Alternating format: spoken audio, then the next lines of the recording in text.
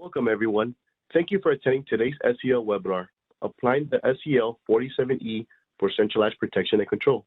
My name is John Vargas, and I'm a Lead Marketing Program Manager, and I'll be today's moderator.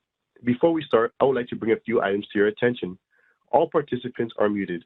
Today's webinar will be an hour long, including questions at the end of the presentation. There will be a recording, which will be available on our website soon. If you have any questions throughout the presentation, please submit them to all panelists with the Q&A tool at the bottom right-hand corner of the application. Any questions that are not addressed during the live event will be answered by our experts via email. Armando Guzman, a distinguished engineer, and John Hosteller, a development lead engineer, will be helping with questions today. Our presenter today is Scott Wenke. Scott Wenke received his bachelor's degree in electrical engineering with a power emphasis from Washington State University. Prior to joining SEL in 2013, Scott worked at Itron. At SEL, he is a product manager in the Power Systems Group of R&D and is responsible for transmission and substation product lines. He is a member of IEEE since 2012. I will now pass the mic to Scott and we can begin. Thank you, John. So as he said, my name is Scott Wenke. I'm a lead product manager here in R&D, and today we'll be talking about how you can apply the 47E for centralized protection and control. So just to kind of give a quick overview and agenda, first we'll kind of go into some background of the 47E just to make sure that people understand what it is, because it is a product that has been available for a number of years now. We'll then go into what's new and why are we talking about centralized protection and control today. Go into what does that centralized protection and control application look like and what is SEL's offerings. Finally, we'll go into a specific example of what the 47E as a CPC system could look like and how we implemented that. And then lastly, we'll just kind of wrap up and take questions. So as John had said, feel free to type questions. We'll only be doing live Q&A at the end, but while I'm presenting, feel free to drop questions, and Armando and John will be answering those via chat. So we can answer those as we go, or we'll get to it at the end. So first, going into the background of the 4A7E, it is primarily geared as a transformer relay. It's our flagship transformer protection. It has 5 3-phase CT inputs to accommodate any variety of high side and low side to a transformer configuration. So you can have dual breaker on the top, bottom, it could be single breaker. But it provides a lot of flexibility, as well as 3 single-phase CT inputs geared towards the transformer neutral for REF applications, as well as 6 VT inputs. And really, the high number of CT and VT inputs is what makes this relay suitable for CPC of an appropriate size substation. So as a transformer relay, the primary function of the 47E is that transformer differential. The 47E has recurrent compensation for any number of different angle adjustments that go through the transformer, as well as various inrush protection features, whether that's harmonic blocking, harmonic restraint, or waveform detection for some of the newer transformers that have lower harmonic content. As well as the transformer protection, the 47E also contains other protection elements that you would expect in a multifunction digital relay. So we also have overcurrent elements and over voltage, under voltage, a number, but the overcurrent generally come up most often in that if you have extra CT inputs that are not used for the transformer, they can be applied as a current protection for an outgoing feeder. So that's a very quick introduction to what is the 4A7E and what has its function been over the last few years. But what's new in the 4A7E and why we're talking about CPC now, or centralized protection and control, is that this year in 2022, we released distance elements in the 4A7E. So the distance elements are available in all versions of the 4A7E.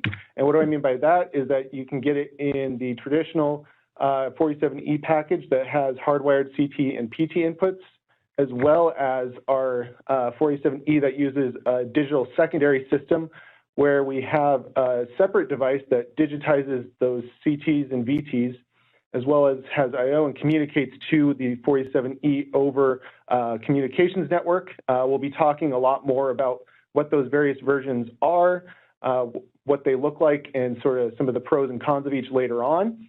But the main thing to point out here is that there are distance elements now available.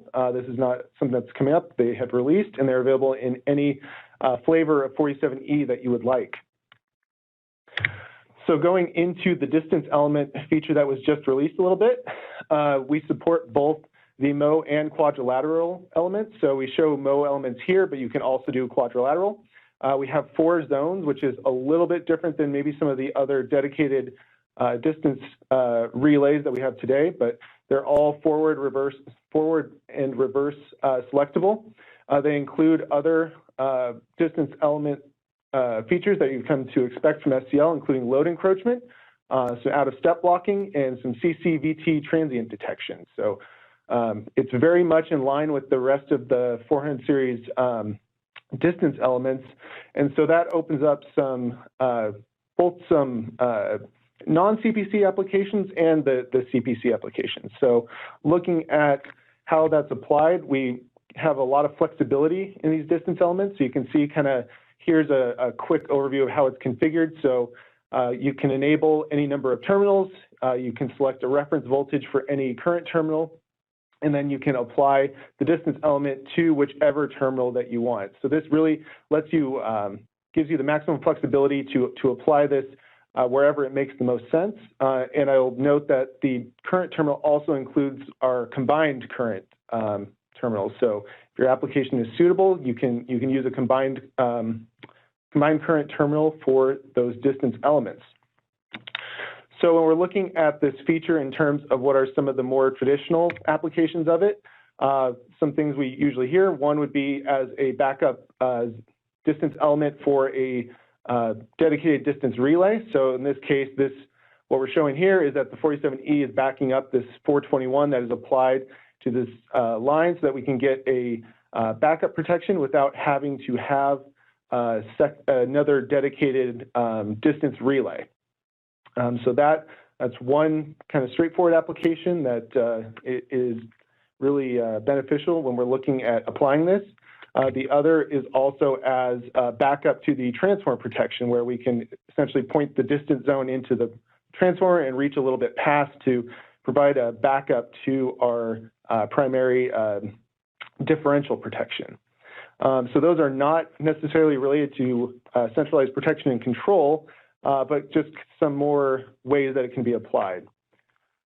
So now that we've kind of done a quick overview of that, let's shift into how this new feature lets us apply the 47E in a centralized protection and control application. Again, one of the limiting factors of this is going to be the number of current and voltage inputs, but as you can see here, for a substation of the appropriate size, we can essentially put all of the current and voltage signals that we need into this 47E, and by using the distance, the differential, and the overcurrent element, we can simultaneously protect the line, the transformer, and feeders all using a single device and replace multiple relays. So why would we even look at using a CPC system? Obviously, we've used discrete relays for many years, and that has worked just fine. But by moving from many devices to a single, that does provide some benefits. So in general, by using a single device, this lets us coordinate the protection schemes with fewer devices. So what do I mean by that? I mean that instead of having to coordinate settings between a discrete feeder relay and a transformer and a bus and a line relay, I can instead keep all those settings in a single device and just lower the number of places where I could make an error. Secondly, by going to less devices, and we're reducing the number, that obviously means that you're going to have less settings to keep track of, and the maintenance, less things to maintain as you move forward, where you only have to perform maintenance testing on 1 or 2 devices instead of dozens of devices. Additionally, by reducing the number of discrete devices, we can also look at possibly saving space, both in terms of the number of panels that we need, and that can also translate into sort of the building footprint for a control house if that's the design they're using. In some cases, we've even heard of people who are looking to move away from control houses altogether. But by reducing the number of devices, especially for some of these digital secondary systems, which we'll show later what that looks like in practice, you can really drastically reduce the footprint required for an entire protection scheme. Also, the other nice part about the CPC scheme is that to provide complete redundancy now is much more straightforward, where it's just basically take another device and apply that in a redundant scheme. So we can achieve complete redundancy with fewer devices. So that's kind of the benefits of a CPC in general, but specifically when we're looking at the 47E, what are the advantages of applying that as a CPC? So a lot of this really has to do with the fact that this is a device that's been out there for a number of years. People are used to using this device, and it's a well-established as far as settings and standards. So first, because the settings and standards exist for this more as a transformer relay, but it can easily be adapted and incorporate, say, some 400 series line protection could be adapted to this, but it really helps to expedite the process of moving from multiple devices into a single device. Second is that because this has been out for a number of years, this 47E has a proven track record of quality for over 10 years now, where we see that it has very, very good reliability. And then also because this is an existing SEL device, this comes in, like I had mentioned earlier, a number of different varieties, which we'll go over in a little bit in more detail. But you can get both the conventional version, that uses the IEC 61850 sample value standard, as well as our point-to-point title technology. So looking at that same substation, if we kind of take a high-level look at what kind of elements we can provide, you can see how we can divvy up the different protection elements inside the 47E to provide protection to all of the devices at the substation. We can apply those new distance elements and some overcurrent on the incoming line. We have our differential, overcurrent backup, and an REF on the transformer. We can do a overcurrent on the bus, as well as overcurrent for all the outgoing feeders. So again, we can provide full, robust protection for all of the devices using a single device. Obviously, this does create some concerns about single point of failure. So in reality, we would expect to probably have a redundant 47E, but this gives you an idea of what that would look like. So as I already mentioned a couple times now, but I'll just say it again, there's both conventional 47E and the digital secondary system. So the 487E that uses the traditional inputs is great for replacing retrofits. And then we also have the two digital secondary systems. And so the next two slides, what we'll do is we'll go and look at sort of a comparison of pros and cons between the two or the three different versions. So this is not to say the 47E in general comparison. This is to look specifically at the different 487Es as a centralized protection and control system. So for the traditional relay solution, that application is pretty straightforward. It's very much like you're used to using today, where we marshal all of our secondary cables to a control house or a central location and apply those to the back of the relay, as well as wiring hardwired contact inputs and outputs. So what are the pros of this system? One of the biggest ones is that it's very easy to do retrofit, say if we're replacing a bunch of electromechanical relays where we already have all these secondary cables marshaled into a central location, whether it's a control house or a marshaling cabinet, something like that. We can easily just reland those connections back to a 47E instead of electromechanical, and so we can get some of the benefits of the CPC without having to completely go in and redo everything. Similarly, commissioning testing is pretty straightforward and doesn't require new skills like with some of the communications technology that we have today. It's generally done by using test switches, physical connections and all of that, so it doesn't require learning a whole new skill set. And then also one of the benefits of a traditional relay as a CPC is that by definition, we have fewer devices that are used to protect the system. And so because we have fewer devices, over the course of a lifetime, we can expect to see fewer device failures.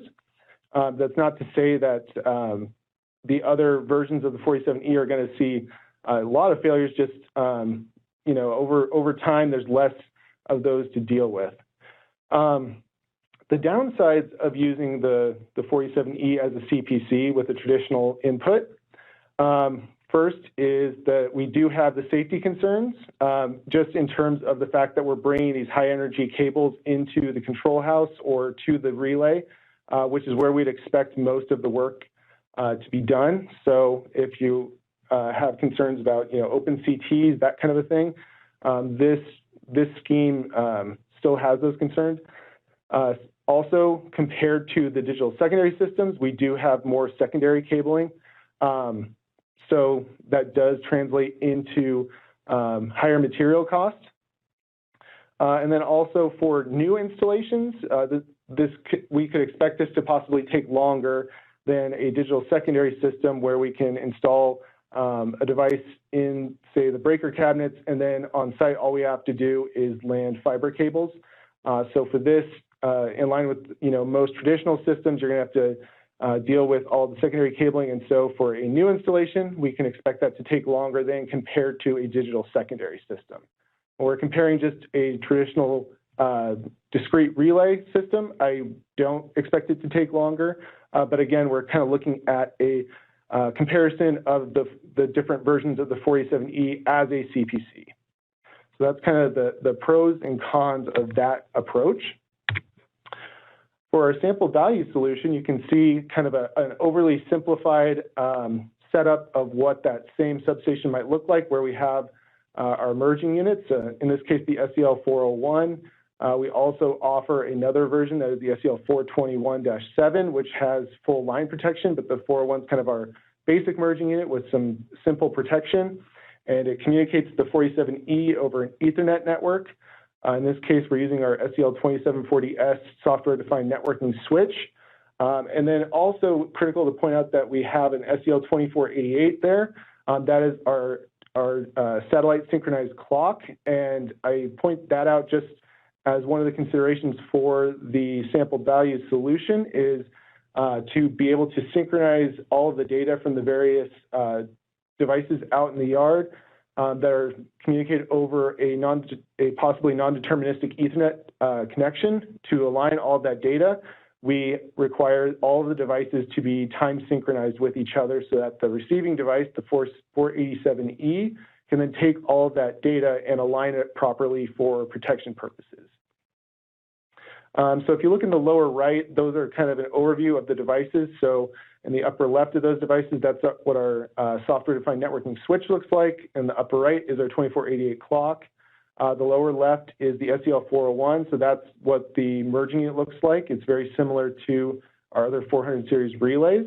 The SEL 421-7, the one with more protection features, is going to look very similar.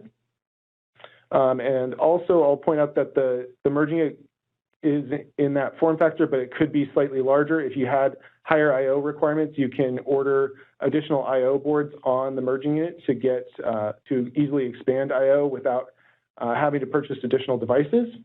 And then the lower right, that is the back of the SEL 47E. Now, I wanted to show the back just to kind of show what that looks like and how that's different than a traditional relay. So you can see kind of working top to bottom on that device. On the top, we have our communications, whether it's Ethernet or serial, as well as there's an IRV input, if that's how you would like to synchronize all the devices. We have one local I/O board, so that you still have some contact I/O on the relay. But notably, where you would expect to see analog inputs, we just have a blank plate because you get your analogs through that Ethernet card. And then the lower right of that relay is the power supply. So, having gone over all of that with the sample values, what are the pros and cons of using the sample value system as a centralized protection and control system. So the pros, one is that because it is based on the IEC 61850 standard and the 9-2 LE guideline, our devices are interoperable with other vendors. That's not, I want to caution that that is not as easy as let's just plug an SEL device into this vendor's device and they'll work. There's usually a little bit of integration work that needs to take place that can be a little tricky, but you know, we SEL participate in the various interoperation events and things of that nature, and so you know, we certainly see that it is possible to operate between various vendors. One of the biggest pros of the sample value system is the data sharing ability. So what do we mean by that is that because our communications is an Ethernet network, that really opens the door to be as flexible as possible on those, where to add another device, all we have to do is add another link to an Ethernet switch. If we need to have redundant communications, we just add another switch. We can do all kinds of things, especially with the software-defined networking, where we can pre-engineer those Ethernet traffic flows. And so really, as far as adding devices or sending data to wherever it needs to go, the Ethernet network really provides a lot of additional flexibility to really open up any application or change things around by simply changing some settings and not necessarily having to add a lot of new devices. And then obviously the pro of the sample value system, because we're not having to run secondary cables from the yard to a central location to connect them up to a relay. We would expect to see some material savings where a single fiber optic cable can be replacing multiple copper cables. And so it's going to obviously depend on your exact substation layout, the number of cables you need to replace, but we can expect to see some material savings there. The downsides of using a sample value system is one, as I had mentioned, because we have to have a time source to synchronize all of the data to keep some vital protection running. That does mean that the time source has now gone from being important, but not critical for the function of the protection system, to now it is critical for the protection system. There's some protection that can be done without time synchronization, but kind of by nature of this being a centralized protection and control, we need to get analog data from multiple devices, and so we do need to have time synchronization to be able to really use all of that data in a useful way. So that's a consideration of, you may have to think about new things like using redundant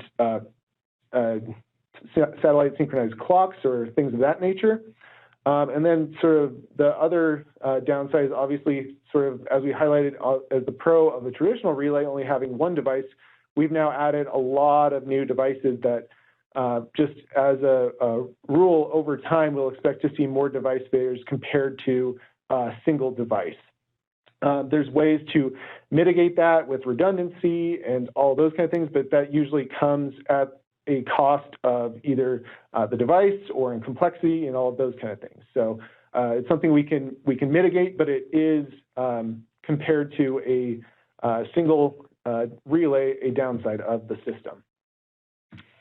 The third version of the 47E is another digital secondary system where, again, there's a device out in the field that's digitizing everything and interacting with the primary equipment, but that is our title solution. And one of the key or the main features of the title solution is that it uses a point-to-point architecture. So the relay is directly connected to each merging unit, in this case, the SEL-TMU, which stands for Title Merging Unit. And so if you look at the devices in the lower right corner of this slide, on the left is the TMU. You can see it's kind of a surface mount device, so kind of intended to be mounted in, say, a breaker cabinet, and we have analog input CTs, PTs, as well as contact I/O. And notably, it has up to 4 fiber optic ports, so each merging unit can connect to up to 4 relays. And then the lower right is the 487E. Again, looking at the backside, you can kind of see the main difference between this and that sample values relay. So again, we have communications, we have an I/O board, but where there was a blank plate, now we have 8 fiber optic ports. So each relay can connect to up to 8 TMUs in a point-to-point fashion. And so what are the pros of this system? One, obviously, because we're just doing point-to-point connections, there's no network engineering going on. It's really just managing connections between devices. And so you don't have to worry about shaping traffic flows or anything like that. Two, one of the key advantages of the title system is that because the TMU and the relay is sort of a closed system, so to speak, we know that they're only going to be connected to each other in a point-to-point fashion. The TMU is a pretty simple device, and we were able to essentially have 0 user settings in that device. And so all of the settings for this system are still going to reside in the relay instead of having to manage the settings in that TMU. Third, because it is a point-to-point connection, sort of by definition, we're going to be as low latency as we can with the sampled values network. That's going to depend on how many hops you have or on Ethernet switches and all of that. Because it's a fixed connection, we can keep the latency very low. And then a repeat of the sampled values, so just because it is a digital secondary system, we can expect to see some material savings because we don't have to have secondary cabling going from the field to a centralized location. So what are the cons of using this particular system? It's sort of the inverse of the sample value system. Again, because we have to have point-to-point connections, our data sharing ability is slightly limited. So again, the limitation is each merging unit in the field can share its data with up to 4 relays, and each relay can communicate with up to 8 devices in the field. So as long as those parameters fit an application, then that's not a problem. But once you get beyond a TMU having to share with 4 devices, it's not that you can't do it. It's just the solution may not be quite as elegant.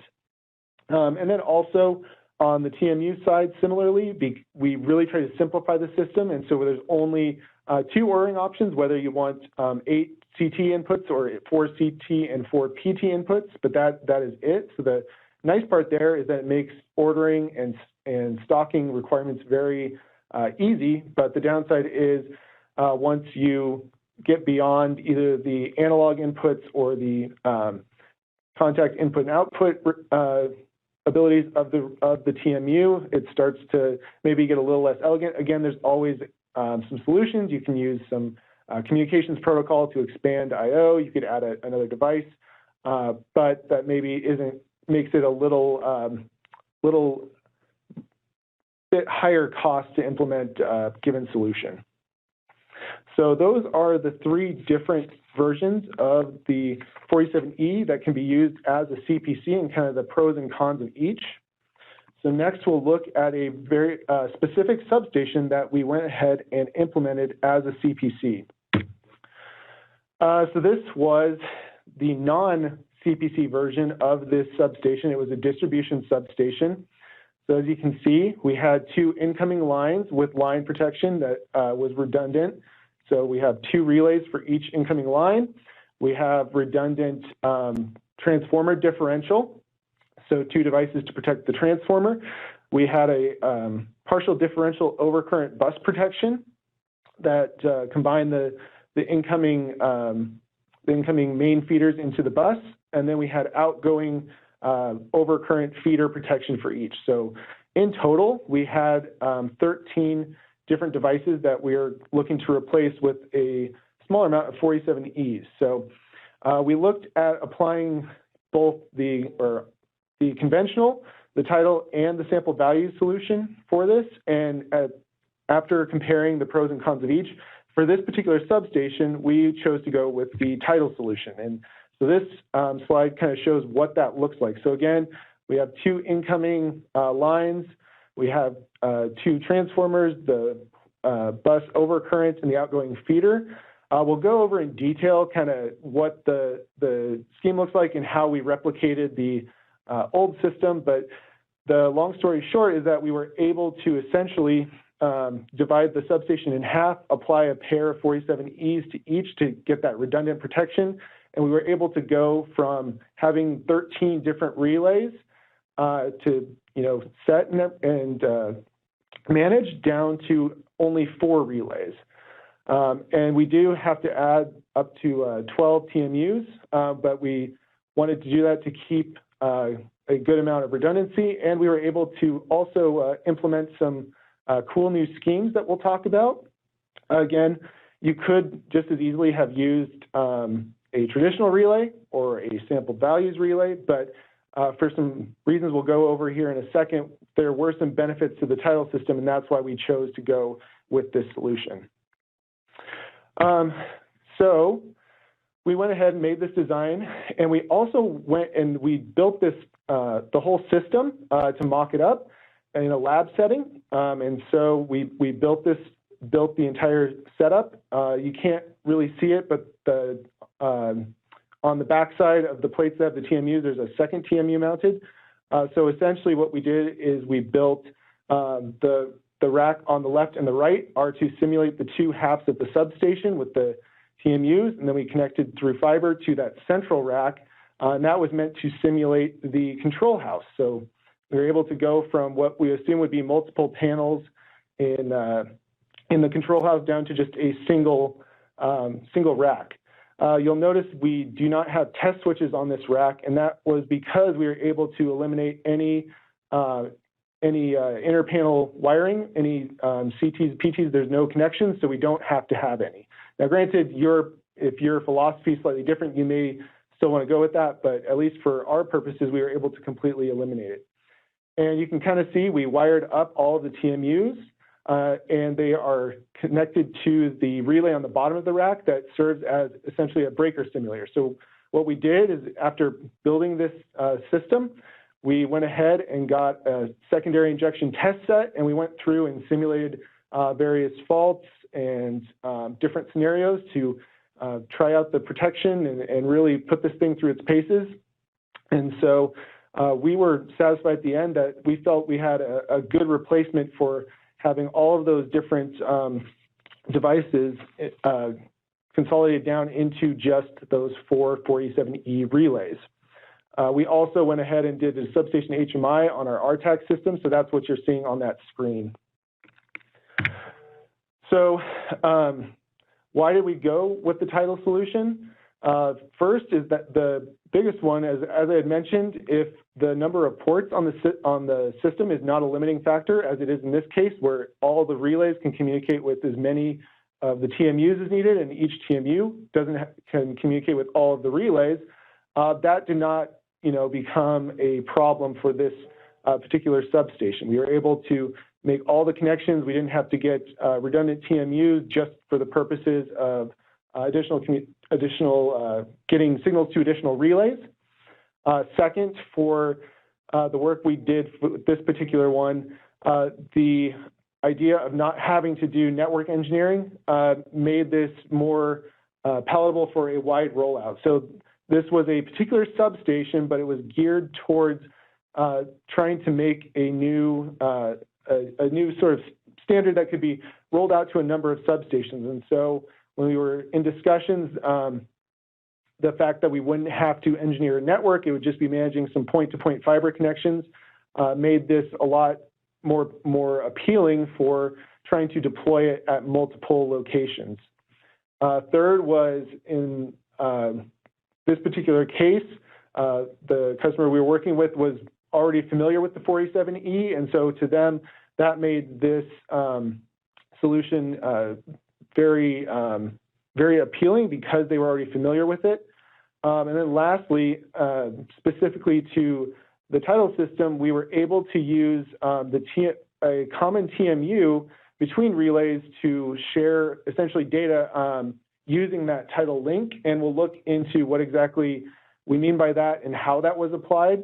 It was kind of a novel way of using that title connection to replace what would otherwise be communications or interpanel wiring. So going back to the original standard that we were looking to replace, as well as the CPC version on the right, I'm just going to kind of walk through each one and talk about how we were able to essentially replace that system with our given 47E configuration. So if we look at the incoming line protection, again, we had two separate devices, two separate relays that each had their own CT connection. as well as a shared PT connection. And so we were able to replace each of those pair of line relays with the 47E with distance elements now. And we gave each relay its own TMU that had its own CT connection. So again, we're matching that same redundancy requirement, but using the 47E as that line protection instead of a discrete line device. Next, if we move on to the transformer differential, again, we have two devices for redundant protection. And once again, we're able to apply a pair of 47Es. So each one of those are both running the 87 element and protecting that transformer. And again, by using a pair of TMUs on the high side with that same CT connection, and as well as the two TMUs highlighted below, where each relay gets its low side CT from a different TMU, we're able to maintain that complete redundancy where neither relay shares a common point of failure for its 87 protection. And so once again, we're able to simulate what was in the original one and replace those two 87 relays with the two 47Es. With the outgoing feeders, those did not have redundant protection, instead relied on upstream coordination with the bus differential, or the bus overcurrent rather. And so what we were able to do is, again, sort of divide the substation in two. And what we did is we replaced two of the feeder relays with 47E, and we basically assigned the two on the left go to that 47E that's boxed on the left in red, and the two feeders on the right were replaced with the 47E in the green box on the right. So again, we don't have redundant protection on the feeders, but that is matching the original standard. And we were able to use the extra, or the large number of CT inputs on the 47E to simulate that. Similarly, on the bus, or the partial differential overcurrent protection for the bus, we were again able to basically take that same CT signal on both sides and transmit it to the two relays that are in the boxes on the slide here. And so both of those are running a overcurrent element that combines those two terminals into the partial differential scheme. And so in this sense, we sort of improved on the system where we went from only having a single relay that was running this to now we have redundant relays. So if one of them were to fail for some reason, it would have a backup. And so that's kind of just walking through at a high level how we were able to imitate all of those same features as far as redundancy and protection schemes using the 487E. So I want to go into a little bit more detail on one of the features I had talked about, which was how we were able to use the TMU to essentially replace other ways to signal between the devices. So we kind of were working on this, and we realized that one of the nice things about sharing a connection between having multiple relays connected to the same TMU is that they essentially are sharing data between each other via that TMU. The advantage of that is that we can use that to pass data, but we don't have to now configure another protocol, whether that's Goose or mirrored bits or anything like that, to basically get communication between the two or wire contact I/O. The third advantage, or another advantage of it, was that because there were more than one TMU that had a shared connection between devices, it made it easy to set up redundant communication paths. So not only do we not have to configure another protocol, but we can also have redundant paths so that if any single common TMU failed, we could have another path to get that signal through. So to get a little specific, in this particular application, a couple of things we were able to use this for was one, for breaker failure, both coordinating between paired devices where we have redundant protection, or to implement the scheme using a fast connection. And then another one was we also were able to implement a digitized lockout relay. So we're able to replace the physical lockout with a digitized one. And one of the important features of the lockout relay was to be able to have a single point or a single point to unlock that or to clear that lockout relay. And so because we had paired devices, we implemented a leader-follower scheme where we had one relay that was the single place that you would use to clear that lockout. So how were we able to do that? In specifics, the main new feature in the title system was that in each relay, there are basically two relay word bits that you need to worry about for each output. Because the TMU can be connected to multiple relays, there's one, the internal relay logic for that output. So the relay is going to process that input, and it'll assert either a logical 0 or a logical 1. But because you want to know the status of the output in case someone else operates it, there's also a relay word bit that tells you what the actual status is as relayed by the TMU. And so what this looks like in practice is you can see that the relay on the left is right now at a logic 0, and is same with everyone else.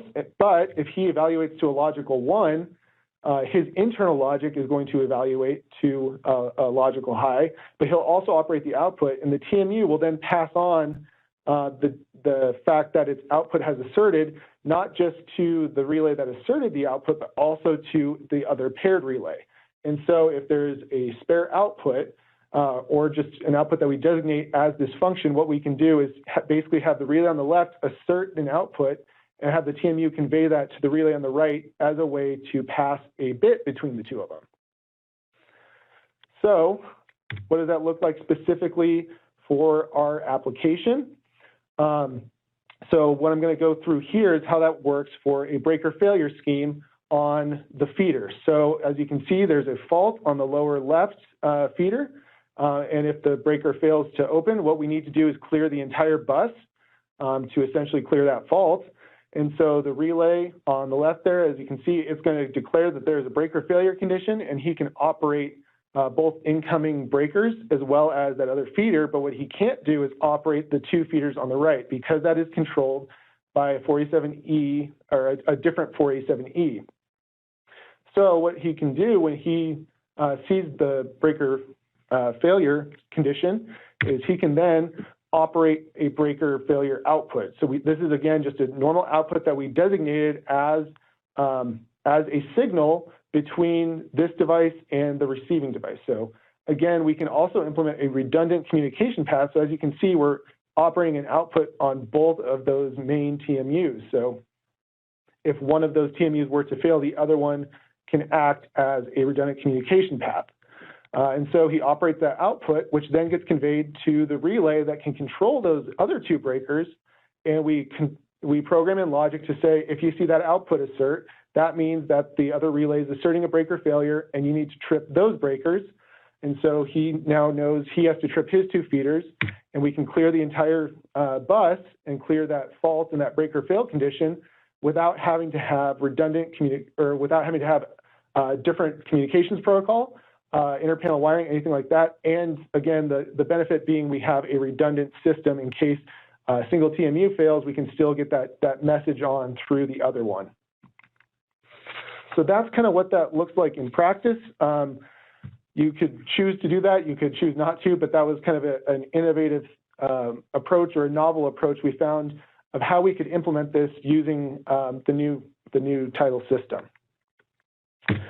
So just to conclude, first I want to again emphasize that while this is very relevant for CPC, we have distance elements in the new in the 487E now that can be used both for CPC applications as well as more traditional ones, just as a backup. But because of that new feature, centralized protection and control is now possible with the 487E. Granted, it has the limitation of CT and VT inputs, but for an appropriately sized sub, you can apply it, and you can also use multiple devices to maybe apply that in unique ways to expand that. Again, we have multiple data acquisition technologies, whether it is a hardwired version or a digital secondary system. They're pretty much interchangeable to match each individual application. but because it's all the same relay with the same settings, it's essentially going to keep your settings consistent even if you use different technologies because it's a retrofit or a greenfield or anything like that.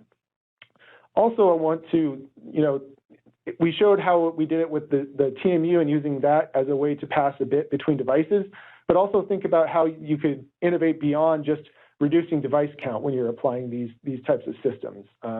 There's all kinds of new ways we can look at doing protection. And then last, I want to highlight that while we talked about what's possible today, SEL is going to continue to innovate on these products. We'll improve things like, say, the communications on the sampled values product, add more protection elements as we move forward to make this more applicable to more substations. So look at where you can apply it today, but know that SEL is going to keep on improving these devices to try and better serve you both for traditional applications as well as centralized protection and control. So with that, we can go ahead and take a few minutes to answer questions that may have come in while I was presenting that haven't been answered in the chat. Thank you, Scott. We have arrived at the Q&A portion of the event. As a reminder, please submit questions to all panelists with the Q&A tool at the bottom right-hand corner of the application. The first question we got here, Scott, is, does SEL offer a sample value solution with PRP for the sample values? So the answer is today it does not, but we are currently working on a solution that will offer PRP. So you should expect to see that out here in the near future. If you have specifics, you can always contact your local support and they can get you the latest info. So short answer is that we don't have it today, but it is coming. Thank you. You referenced an appropriate side substation a few times. Are we referring to the number of breakers on the secondary side of the transformer being limited to 3, or are we talking about transformer size MVA? More the former. I'm referring to the number of breakers. So the 47E has control for up to 5 breakers, as well as just the limitation in the number of CT and PT inputs. So that's what I'm referring to when I say appropriate is you have essentially 5 3-phase CT inputs. So once you go beyond that, you'll have to either use another device, or move away from the CPC. So that's really the limiting factor. Thank you. How many feeders can be connected to the 487E? So it can be up to 5 feeders because it has the 5 phase inputs. We're looking at maybe adding a 6th where you can convert the low side into or the today neutral CT terminals into another one. So it's up to 5. But if you do 5 feeders, then obviously you don't have something on the high side. So. Thanks, Scott. What are the advantages and disadvantages of using SV technology? So in general, like we had talked about the advantages of the sample value system. One is that because it is based on the standard, there's the possibility for interoperation, which oftentimes is appealing. Again, one of the biggest benefits is because it uses, it can use a switched network. It really makes it very easy to adjust communications between devices or to share data among many different devices. But the obviously trade-off there is that now that is a network that needs to be configured and you need to consider traffic flows and all those kind of things. So it's great from a flexibility standpoint. And if you know what you're doing, you can do some really cool things with redundancy and all those kind of things. But yeah, that's the trade-off. If I have an existing 487E unit, can they be applied for CPC applications? So the short answer is yes. The long answer is yes, but you'll probably want a firmware upgrade. So Like I had mentioned, the distance elements are new, and so if you have an existing device, you would probably need to upgrade the firmware to get those distance elements, although if you don't need those, you certainly could apply it as it exists today. But for most applications, you'll probably just need to get a firmware upgrade from SEL, and then you'll be good to go, but you don't have to purchase a special unit from SEL or anything like that. It is just a standard 487E. Can 51G elements be set for individual three-phase current inputs, for example, for feeders? Yes.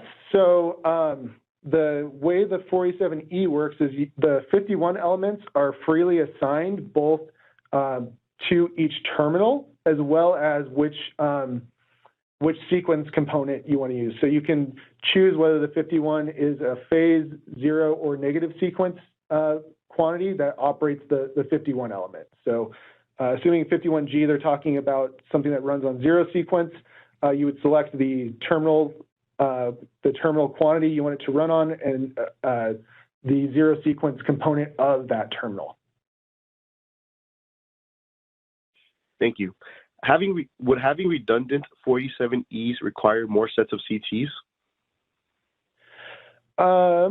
So as with many power system questions, it depends. Most likely, yes, just again, to avoid issues of single point of failure, if you have a redundant relay, you probably are going to want to have redundant CT connections just so that if for some reason the CT failed, that doesn't, you have a backup or a redundant system that's going.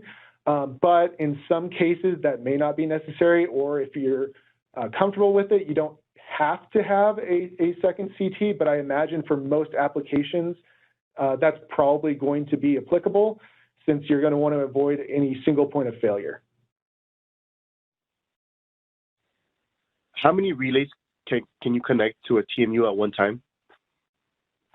So each TMU can connect to up to 4 relays. So you can do as few as 1 and as many as 4. So in like the example substation that we worked on, let me back up a couple. You can see that these 2 TMUs that were the incoming main feeders to the bus, they're connected to all 4 relays. But on the other extreme, all of the feeders are only connected to up to 1 relay. So the maximum is 4. And if you needed to go to more than 4, then you'd have to start thinking about having a separate TMU to get that signal where it needs to go. Thank you, Scott. In this substation example with 4 487Es, does the 487E provide bus protection as well, or would it require an additional relay? Yeah, so that's going to depend. On our particular case, we sort of made the decision based on the existing standard to apply the differential to just the transformer. You could extend the differential to include all of the feeders to basically make an overall differential and therefore provide differential protection to both the transformer and the bus. We also had mentioned maybe you could get a dedicated bus relay as a way to apply bus differential, but in our case we did differential to just the transformer and used partial differential overcurrent protection on the bus scheme. How do you comply with redundancy with a common merging unit? So on this particular application, so this is the one case where we didn't have redundant. We used upstream coordination, but for like this one, as you can see, we have a pair of merging units, and so what we did is we had separate CT inputs into those merging units that each go to different relays, so that each relay has a separate CT connection that is differential, and so that's how we kept redundant inputs. Now, there's other considerations. You could add more merging units if you wanted redundant CT on, say, the main breaker on the bottom there, but we basically just split the CT connections and did redundant merging units that way. But again, this was just kind of a design that we felt comfortable with, but you may want to include additional redundant devices, additional redundant CTs. It's going to depend on exactly how comfortable you are. But for this particular one, we went through and did a failure mode analysis of essentially what happens if every individual device fails. In all cases, we were comfortable with the backup protection that was available. That's not to say that someone else might not have a difference of opinion, but at least for those of us working on this project, we felt comfortable that no fault would be left on the system and would not be cleared eventually. Maybe a little bit slower than normal because it's using a backup element, but there was never a case where the failure of any single device would compromise the system. Thanks, Scott. If the satellite clock is lost for the 61850 application, is there another internal clock source? So I guess it's going to depend on what you mean by if the satellite clock is lost. So if you lose the actual device that is sending out the time synchronization, you're going to be very limited. There's some protection that you can still do on the system, and the device will still listen to a single stream, and you can. But as far as like differential and things like that's all gone. Now, on the other hand, there is kind of this other case of what we call local clock mode. So this is a feature that's coming out soon. But the idea there is if the satellite clock were to lose its GPS time, so it doesn't know, the precise time or the absolute time, but it's able to still send out say a PTP message to synchronize everything. So all of the devices on the network can be synchronized to the same clock. They can still operate as long as everyone's operating on the same relative time. In other words, if they're all still synchronized to the same clock. But there are a couple of things like synchrophasers or line current differential if you're using a time-based scheme that will no longer function if you lost that.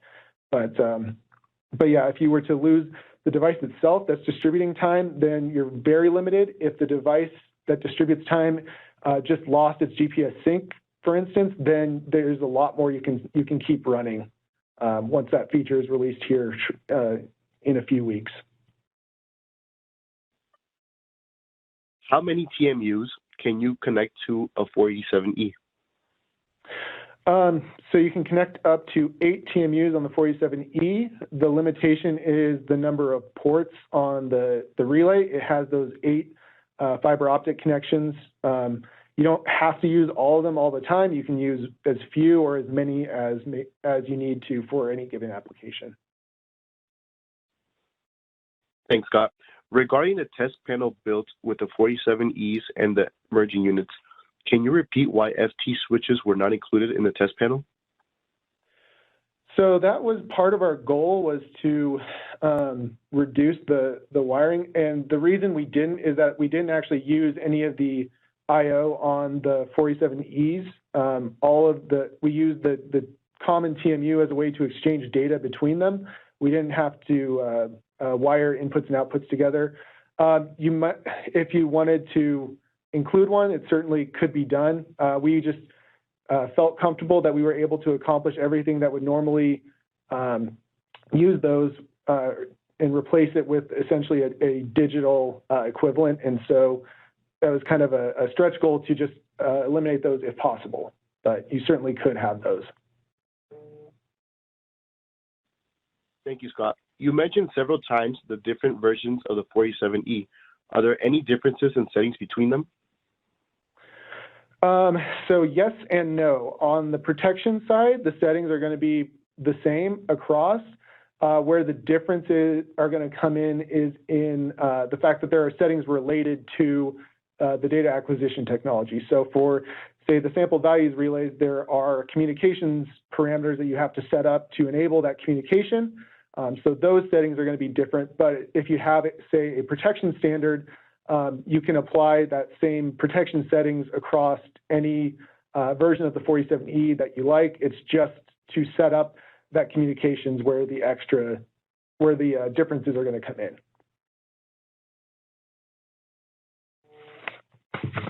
Thank you, Scott. And for the last question, in your example substation, it looks like you have only a single device to protect the low side feeders. Did you consider adding redundant TMUs and protection? So yeah, this is one that it was touched on in an earlier answer, but the answer again was we considered it. It would have added significant cost and some extra complexity to it just because we then ran out. So we chose instead to just coordinate that feeder protection with the bus overcurrent as a backup to it. But if you did want redundant protection on the feeders, all you would have to do is add a second TMU and connect it to another device. But it was considered, but we decided that the coordination with the bus overcurrent was sufficient for our application. Thank you, Scott. We have now reached the end of the webinar. If your question was not answered live, you will receive an answer via email. We hope you have enjoyed today's SEL webinar. To learn more about this topic, please visit our website. We hope you join us for future SEL webinars. Have a wonderful day.